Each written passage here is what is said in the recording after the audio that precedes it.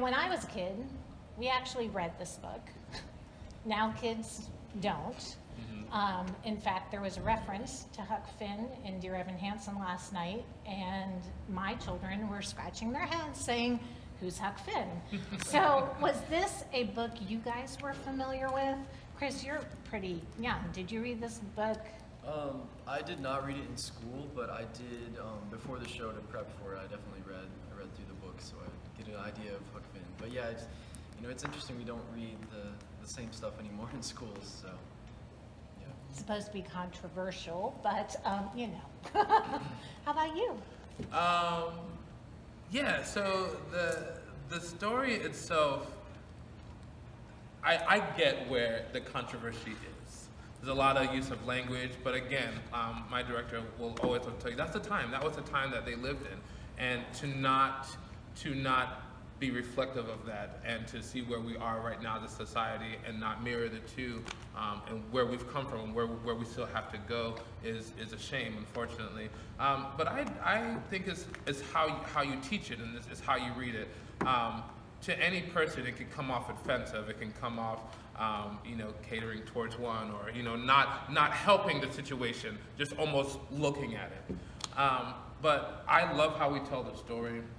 Jim's arc to the show is pretty straightforward. His mission is to get his freedom, and unfortunately that was in 1860. His job was to get himself free, buy his wife, and buy his 2 children. To think of that was not even 3 lifetimes ago that this happened. For us, it's crazy.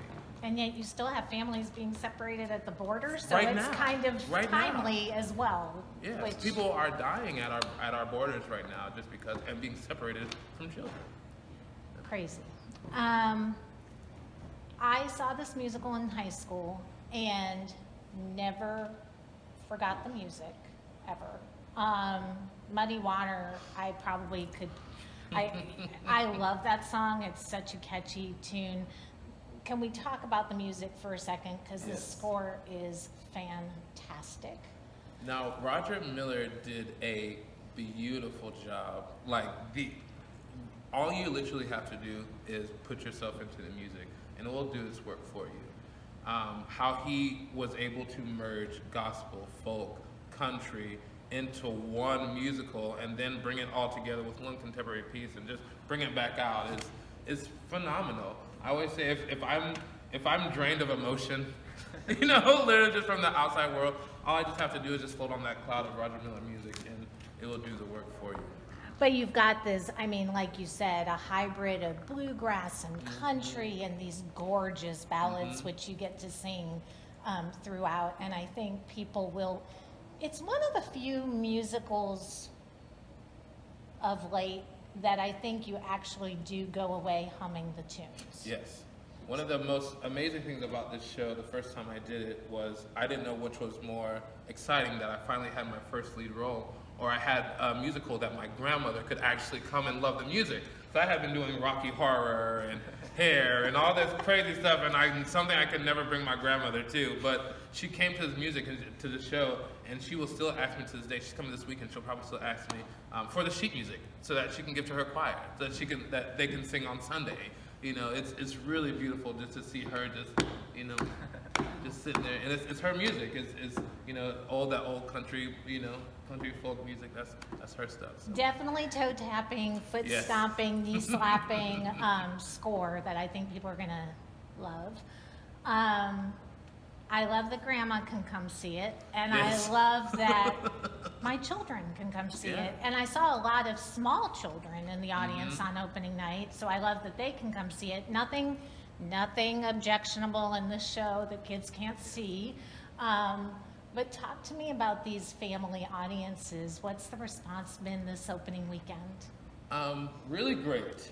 Again, you can see, from young to old in the audience, and everybody comes away feeling something. If it's from the words, if it's from the music, you go away with something on your heart, hopefully enough to spark a discussion with anybody, with someone, out in the audience, out in the world, when you leave here.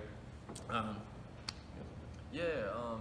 was we go out to the audience every night, and talk to people, and like, you know, everybody's, you know, talking about the show. Even I met a young boy, his name was Kevin, and it was his first show, and he loved it. You know, he was having a blast in the audience, and he wanted to shake my hand, and that was really fun. Well, you guys are like rock stars. When kids see the shows for the first time, they're never going to forget that this was their first show and they saw you in it. Mm-hmm.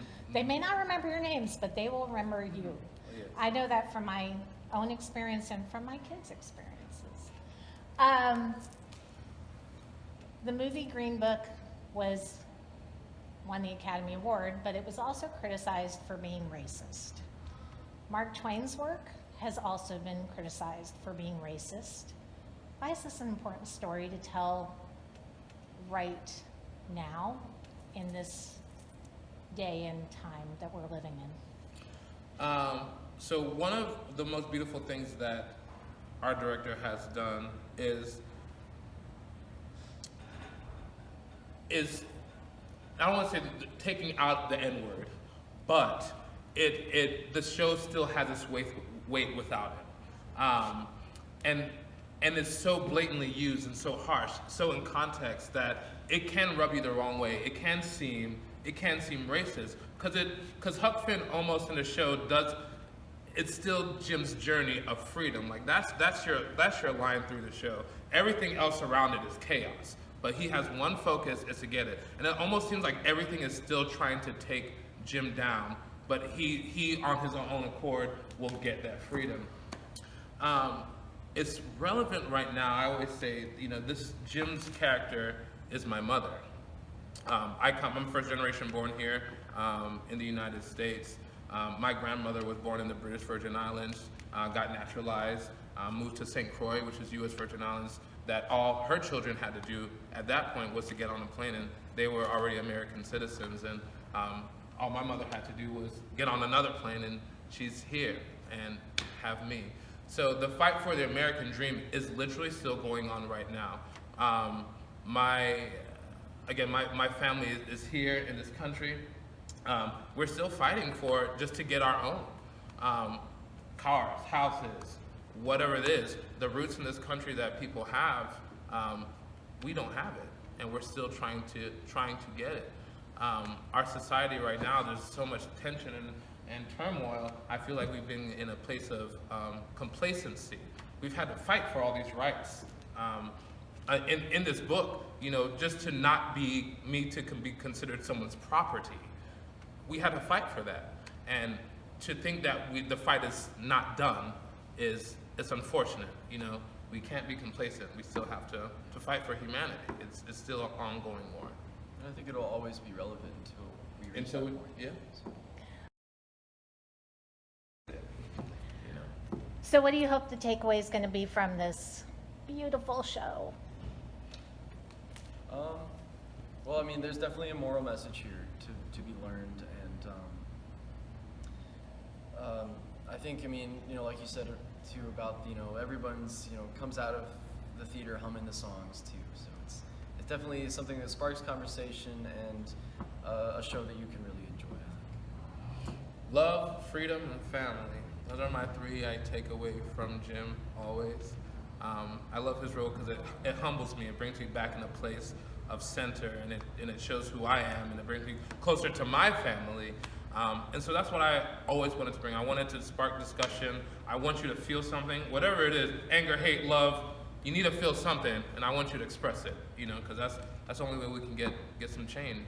Is